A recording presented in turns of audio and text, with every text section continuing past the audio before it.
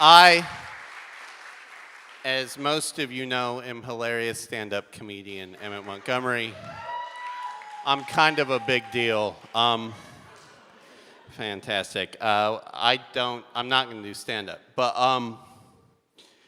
I really like being part of the Bushwick Book Club because it always makes me do something and something special for you guys, something that is wonderful. A few things. I'm not in a costume. I'm just a dude with a stained cowboy shirt and a cane, which is real. That would be a horrible costume for any party. But I think is cool about that zombies are a thing right now is that we are thinking, I think a lot of us daydream about the apocalypse. I know I do. And I mean, part of it's horrifying, but there are it's been mentioned on there, I think would be some good parts of it. And so what I have done is I have done pros and cons for a zombie apocalypse. And I'd like to kind of share those. These are all personal opinions. First of all, I acknowledge that I probably would not be a survivor of any sort of disaster. I stand before you injured. I have a cane. There's a story. I was walking. Like that's it. I was walking and I stepped. And your foot is not supposed to go 90 degrees. You're not supposed to walk on the ankle part because it will tear shit in it. And now you're here, and the painkillers are wearing off, and here we go. Pros and cons of the zombie apocalypse. Pros, canned meat.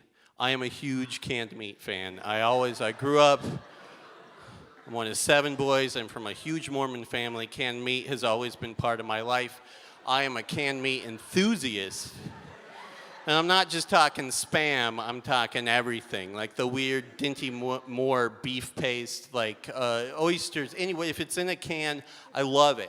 Because of this, and canned meat's going to be a big deal in the zombie apocalypse. Because of my love for it, I always know where canned meat is. I have some stashed with me. I'm going to be a canned meat baron. You're going to be able to buy people with canned meat. It's going to be a big... I'm going to enjoy it. That will be a positive. I like processed meat products in cans, and that's going to be one of the best parts of the zombie apocalypse.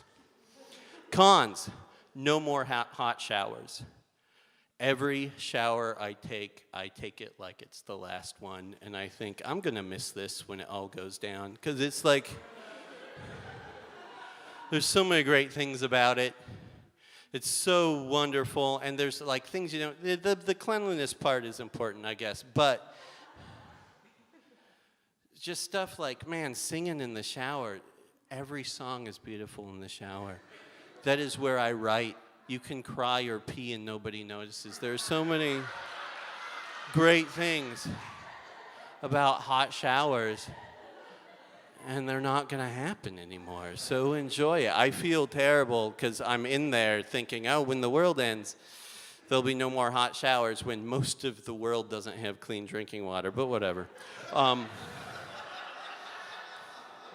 Let's go to that. Another con. Going to the bathroom is going to be awful. I mean, going to the bathroom is always awful. Terrible things come out of our bodies and we want to hide them somewhere. That's the nature of going to the bathroom. But because of technology, it's not so bad. Again, it's a place where we sing and think, and it's a wonder. We're not going to have that anymore. Pro, you can go to the bathroom wherever you want. There's no rules. No rules. Just do it. Like, look at that. You know, of course, that doesn't make up for the con that your life is now a day-to-day battle for survival. That every day you wake up is great, but part of it will be finding a safe place to shit, finding something to eat. What are you going to do for the canned meat? That sort of thing. Like it's... But pro, your life was a daily grind anyway. You were living hand to mouth. How many people here, some people of you don't know how you're going to pay rent in a few days. You don't know. That's, you know, you have to go to work every day. It is every day you're in a horror cycle already. The thing is, it will just be simpler.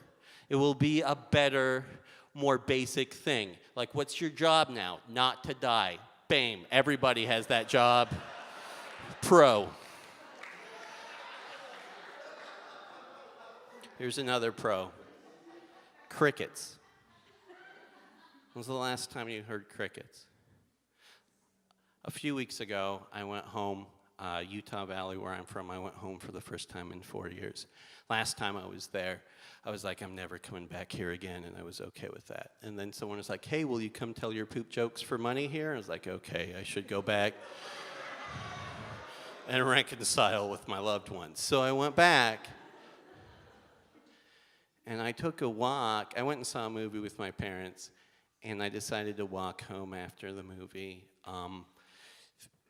through a Costco parking lot that used to be a field that I used to play in as a boy.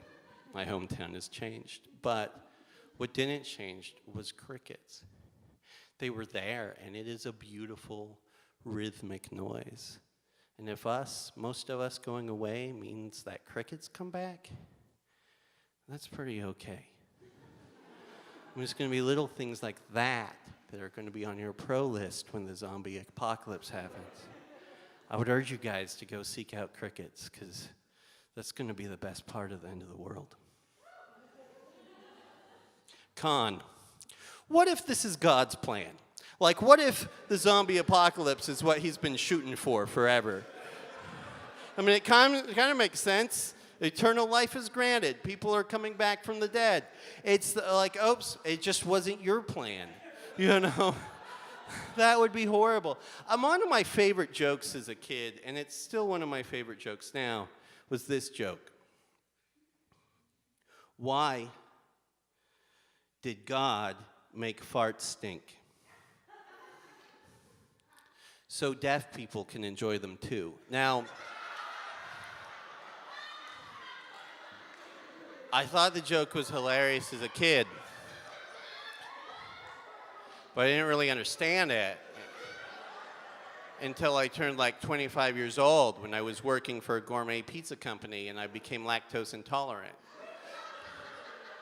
Where I realized that God's agenda may not be my agenda. Like, maybe what he enjoys is not mine. If you think about that, that is terrifying. Oh, let's go for a pro. What if it is God's plan? What if being a zombie is heaven? I mean, think about it. Maybe they don't feel pain. Maybe it's just walking. Maybe those corpses are part of something wonderful. And what is that? Look at that. It's a little bit of a promise that even if you die, you're not really dead. You're connected. You're still part of the ecosystem and the environment. Maybe that's your job now. You're dead. You walk. You're with the crickets in the sunshine. And it's okay. Thank you, guys.